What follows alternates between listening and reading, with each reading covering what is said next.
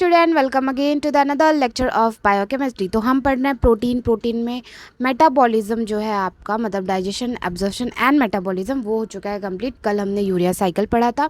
आज है protein related disorder, ठीक है, यानी कि प्रोटीन के जो रिलेटेड डिसऑर्डर है वो सारी चीज़ें।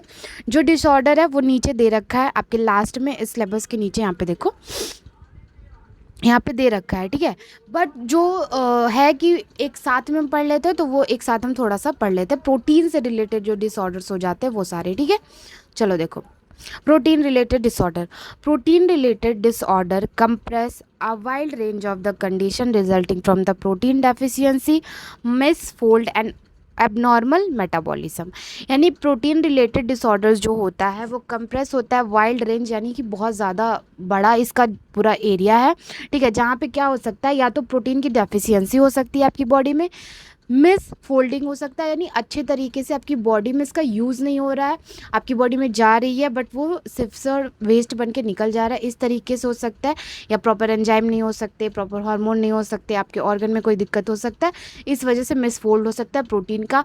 एबनॉर्मल मेटाबॉलिज्म एबनॉर्मल हो सकता है, जिसकी वजह से आपको प्रॉपर अमाउंट में आपको प्रोटीन नहीं मिल पा रहा है, इसकी वजह से ये डिसीज कंडीशंस होते हैं। This disorders can affect various system in the body. आपकी बॉडी में बहुत सारे सिस्टम में ये गड़बड़ कर सकता है, यानी कि प्रोटीन डेफिशिएंसी से, प्रोटीन के ना होने से या प्रोटीन के ज़्यादा होने से आपकी बॉडी में बहुत सारे प्रॉब्लम हो सकते हैं। इंक्लूडिंग कौन कौन से प्रॉब्लम है, आपके नर्व सिस्टम में प्रॉब्लम हो सकता है, आपके डाइजेस्टिव सिस्टम में प्रॉब्लम हो सकता है, आपके इम्यून सिस्टम में प्रॉब्लम हो सकता है, ठीक। ये छोटा सा इंट्रो था, आगे पढ़ते हैं। देखो, प्रोटीन डेफिशिएंसी डिसऑर्डर, इसमें हम क्या कितना पढ़ेंगे, 3, क्रोशियोरकर, मरासमस, प्रोटीन एनर्जी माल न्यूट्रिशन। ये बहुत नॉर्मल सा कॉज है। देखो, ये ना आपको डिटेल में न्यूट्रिशन में पढ़ना है, ठीक है। यहाँ पे इसलिए दे रखा है कि प्रोटीन के डिसऑर्डर पढ़ने हैं। तो देखो, क्रोशियोरकर क्या है, a severe form of the protein energy malnutrition primarily affect childrens, characterize by the oedema, stunting growth and skin and hair changes. ये severe protein energy malnutrition है, यानी कि प्रोटीन का अच्छे से आपकी बॉडी में नहीं पहुँचना, प्रोटीन की वजह से जो एनर्जी बनता है उसका आपकी बॉडी में नहीं पहुंचना। जो बच्चे को, मोस्टली ये बच्चों का अफेक्ट करता है। एडिमा हो सकता है आपकी बॉडी में, सॉइलिंग हो सकती है। एडिमा मतलब क्या होता है कि सॉइलिंग, ठीक है, एक तरीके से आप वही जानो। स्टैटिक ग्रोथ हो सकता है, आपकी ग्रोथ अच्छे से नहीं होगी। Skin poly problem and hair changes हो सकते हैं, ये बहुत नॉर्मल कंडीशन है, ठीक है। मरासमस है another type of the severe energy mall nutrition. ये भी डेफिशिएंसी है प्रोटीन का, often affected the infant and children, बच्चों को और वो जो नवजात शिशु होते हैं उनको अफेक्ट कर सकता है, resulting in wasting, standing growth and the weekend immune system. आपके इम्यून सिस्टम को, आपकी ग्रोथ को ये रोक सकता है, वहाँ पे प्रॉब्लम डाल सकता है।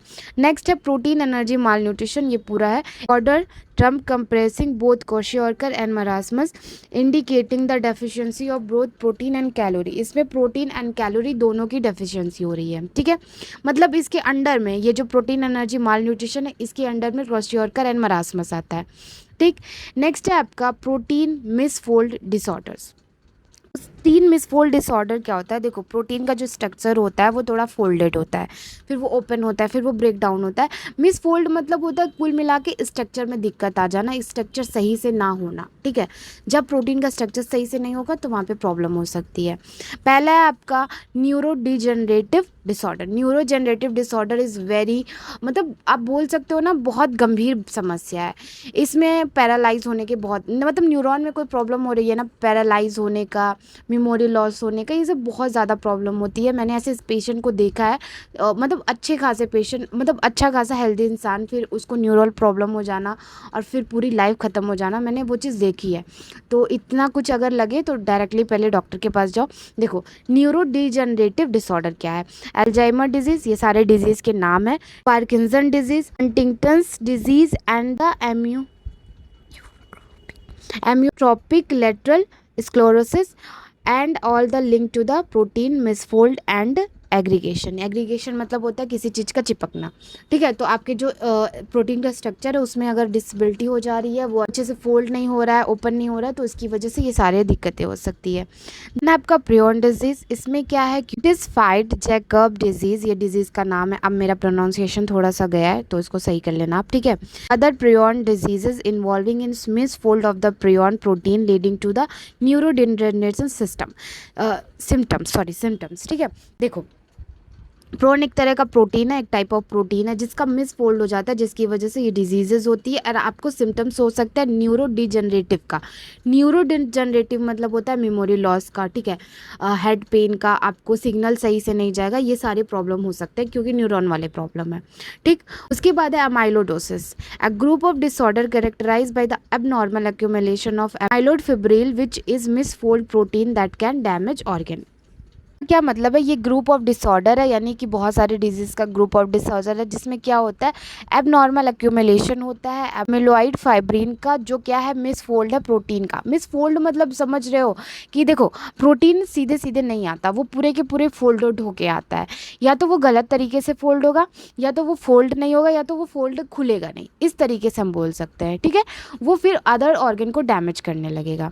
देन है cystic fibrosis, an inheritance disorder where the molded chloride channels lead to mucus buildup in the lungs and other organ। इसका क्या मतलब है, जो मिसफोल्डेड क्लोराइड चैन है वो म्यूकस बिल्डअप करने लगते हैं, बलगम को बिल्ड करने लगते हैं आपके लंग्स में और अदर ऑर्गन में, इसकी वजह से ये प्रॉब्लम हो सकती है, ठीक। समझ में आया। देखो अब डिसऑर्डर ऑफ प्रोटीन मेटाबॉलिज्म, यानी कि जब आपकी प्रोटीन का मेटाबॉलिज्म सही से नहीं होता है फिर आपको दो तरह की प्रॉब्लम होती है। वो पहला है फेनिल कीटोयूरिया, जिसको PKU के नाम से जाना जाता है, एक जेनेटिक डिसऑर्डर है जहाँ नीन एक तरह का अमाइनो एसिड है, ठीक है, उसका जो है मेटाबॉलिज्म सही से नहीं होता है, एक तरह का अमाइनो एसिड है आपके प्रोटीन में, इसको पाया जाता है, ठीक, इसकी वजह से होता है। एक तरह का जेनेटिक डिसऑर्डर है जो आपकी बॉडी मेटाबोलाइज नहीं कर पाती है फेलालिलीन को। अब ये एक तरह का अमाइनो एसिड है, आप जब अमाइनो एसिड का क्लासिफिकेशन पढ़ रहे थे तो उसमें आया था, ठीक है, उसका मेटाबॉलिज्म सही से नहीं हो पाता। नेक्स्ट है आपका माल्प syrup urine disorder, inherited disorder, ये भी एक इनहेरिटेंट डिसऑर्डर है, जो क्या होता है आपकी बॉडी प्रोसेस नहीं कर पाती है सर्टेन अमाइनो एसिड को प्रॉपरली। अमाइनो एसिड बहुत तरह के होते हैं, उसमें से कुछ अमाइनो एसिड को प्रॉपरली वो मेटाबोलाइज नहीं कर पाती, ये मेटाबॉलिज्म वाली प्रॉब्लम है। Leading to sweet smell in urea, यानी कि आपको इसके सिम्टम कैसे दिख सकते हैं, यूरिन के साथ स्मेल आएगा, एक स्वीटनेस सी स्मेल आएगी यूरिन में, तो वहाँ पे आपको क्या लगेगा कि ये वाली प्रॉब्लम है, ठीक है। देखो अदर कुछ और है उसको देख लो। इसके साथ क्या ऑटो इम्यून डिजीजेस हो सकते हैं, कैंसर हो सकता है, हीट स्ट्रोक, प्रोटीन हो सकता है, ये कुछ अदर प्रॉब्लम हो सकते हैं आपको प्रोटीन रिलेटेड डिसऑर्डर से। अब आपके मन में एक सवाल उठ रहा होगा कि ये तो न्यूट्रिशन वाले सारे डिसऑर्डर है। भाई ये न्यूट्रिशन वाले सारे डिसऑर्डर नहीं है, एक मैंने क्लासिफाई कर दिया, आप यही चीज़ें एक लाइन में पढ़ते, क्रोशियोकर, मरासमस, फोलोक्यूटोरिया, यूरोक्यूटोरिया, बहुत सारी चीज़ें हैं, वो सब जब पढ़ते हैं आप तो एक मतलब एक फ्लो में चला जाता है और कुछ भी डिफाइन नहीं हो पाता। या मैंने छोटे छोटे टुकड़ों में तोड़ दिया, आपके लिए भी पढ़ने के लिए ईजी है, प्लस आपको जितने नंबर में पूछा जाएगा उतने नंबर में आप लिख लोगे। पक्की बात है ये 5 नंबर में नहीं आने वाला, 2 नंबर में आएगा, आराम से लिख लोगे। इसका अगर तुम 50% भी लिख ले रहे हो अच्छा खासा नंबर पा जाओगे, ठीक है। ये तीनों क्लासिफिकेशन इस तरीके से लिख देना, प्रोटीन की डेफिशिएंसी की वजह से, प्रोटीन के मिस फोल्ड की वजह से, या फिर प्रोटीन के मेटाबॉलिज्म ना होने की वजह से आपको बहुत सारे प्रॉब्लम हो सकते हैं। समझ में आया डिसऑर्डर। अब आगे का लेक्चर, आगे जो चीज़ें हैं वो हम कल के लेक्चर में कवर करेंगे। आज के लिए इतना ही। कोई डाउट हो, कोई सवाल हो, let me know in comment section, और कल लेक्चर में ज़रूर शामिल हो जाना। Good night, bye bye, take care.